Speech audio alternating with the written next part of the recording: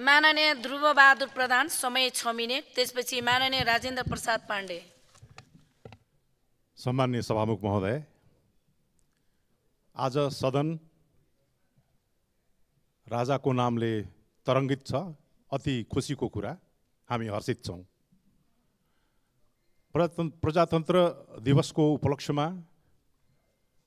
फागुन 7 गते राजाबाट शुभकामना व्यक्त हुँदै आफ्नो अभिभावकीय भूमिका बिर्सिबक्सेन।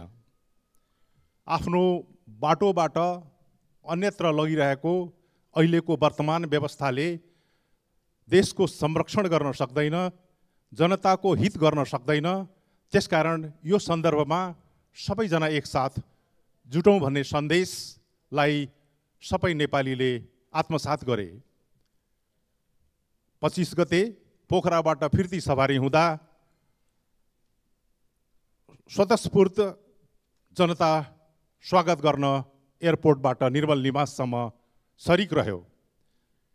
आज सदनबाटै समस्त उपस्थित हुने ती व्यक्तित्वहरूमा आदर र सम्मान प्रकट गर्न चाहन्छु। सम्माननीय सभामुख महोदय, हामीले संविधान राम्ररी पढेका छौँ। यो संविधान बनाउने सन्दर्भमा नेपाली जनताले कुनै दललाई बढी मत दिए, बढी सिट आयो, त्यस स्थानमा बसेर यो संविधान निर्माण भयो। हामीले थोरै मात्रै भूमिका निर्वाह गर्न सक्ने अवस्थाहरू रह्यो। यसको अर्थ पढ्ने सन्दर्भमा हामीले बिराएका छैनौँ, हामीले हेरेका छौँ। भाग 31 को धारा 274 पनि हामीले राम्ररी पढेका छौँ। यो गतिविधि हामीले राष्ट्र संस्थाको अपरिहार्यताबारे हामीले हाम्रो नीतिगत रूपमा हामीले आफ्नो पार्टीको मूल एजेन्डाको रूपमा किन बनायौँ भनेदेखि राष्ट्र संस्थाको उपस्थिति नभएसम्म अहिलेका जुन पार्टीगत रूपमा गरिने व्यवहारहरू देखिएका छन् त्यो लम्पसारवादी व्यवहारहरू देखिएका छन्।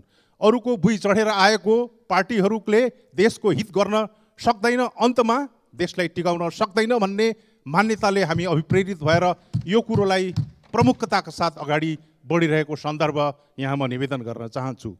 भर्खरै प्रमुख प्रतिपक्षका नेता भन्दा हामीसँगै रहने नेताले बडो गैर जिम्मेवारी ढङ्गले कुराहरू राखेर जानुभयो।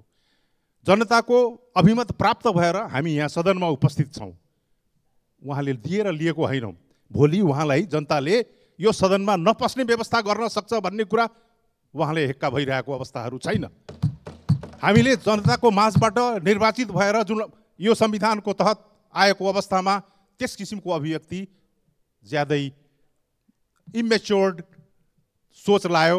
यो चाहिँ व्यवस्था परिवर्तन हुन सक्दैन भन्ने कुनै खालका कुराहरू यहाँ संविधानमा उल्लेख छैन, जुन कुरा मैले दफावार भन्न चाहन्न, किनभनेदेखि यो कुरा उहाँहरूले विशेष रूपमा आफै र जनताको आदेशअनुसार लेख्नु भएको कुराहरू हो। त्यसकारण चाहिँ अहिले जुन ढङ्गले अगाडि बढिरहेको अवस्थामा हामी देखिरहेका छौँ कि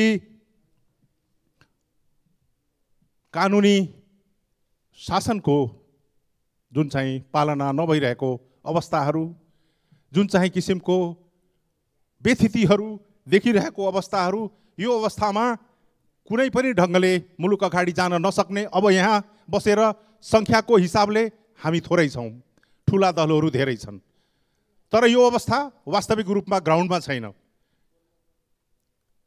ग्राउन्डमा त्यो अवस्था किन छैन भने अहिले हामी अभिव्यक्तिका क्रममा सञ्चारकर्मी मित्रहरू, विद्वान जुन चाहिँ विचारकहरू अहिले भनिरहेका छन् अब यो व्यवस्थाले धान्न सक्दैन, राष्ट्र संस्थाको अपरिहार्यताका कुराहरू गरिरहेका छन्, संघीयता खारेजीका कुरा गरिरहेका छन् भन्ने कुरा म यहाँ पुनः दोहोऱ्याउन चाहन्छु। त्यसकारण यो सन्दर्भमा सम्माननीय सभामुख महोदय, यो अवस्था नभएकोले हामीले त बडो शालीनताका साथ भनिरहेका छौँ यो अब मेरो हो, मैले मात्रै यसको ओनरसिप लिनुपर्छ भन्ने कुरा बिर्सौँ।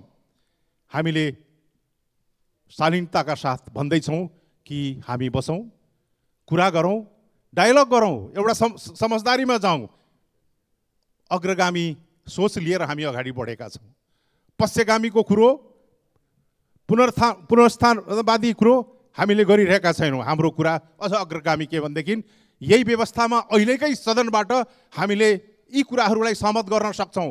हामीले एउटा स्पेस अभिभावकको भूमिका निर्वाह गर्न सक्ने राष्ट्र संस्था यहाँबाट हामीले स्थापना गर्न सक्छौँ। हामी आन्दोलनमा छौँ, हामी तयारीमा छौँ।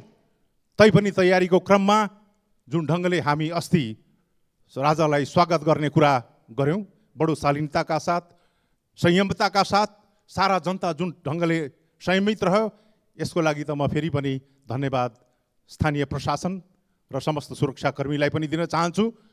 तर हामी आन्दोलनको क्रम गर्दै जाँदाखेरि, बढाउँदै जाँदाखेरि मैले भनेको छु, हामीले भनिरहेका छौँ, हामी भद्र अवज्ञा आन्दोलनबाट प्रारम्भ गर्छौँ। त्यसको तयारीको क्रममा आज पनि हामी सुर्खेतमा कार्यक्रम गरिरहेकै छौँ। क्रमिक रूपमा यो त स्वागतको कार्यक्रम मात्रै देख्नुभयो अस्ति, यस्तो ट्रायल भनेको होइन, मात्रै देख्नुभयो। हाम्रो आन्दोलन त हामी प्रारम्भै गरेका छैनौँ।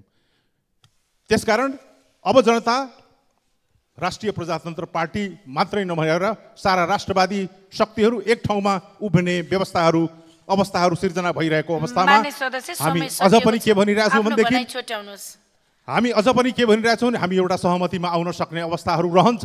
त्यो अवस्था सिर्जना गरौँ।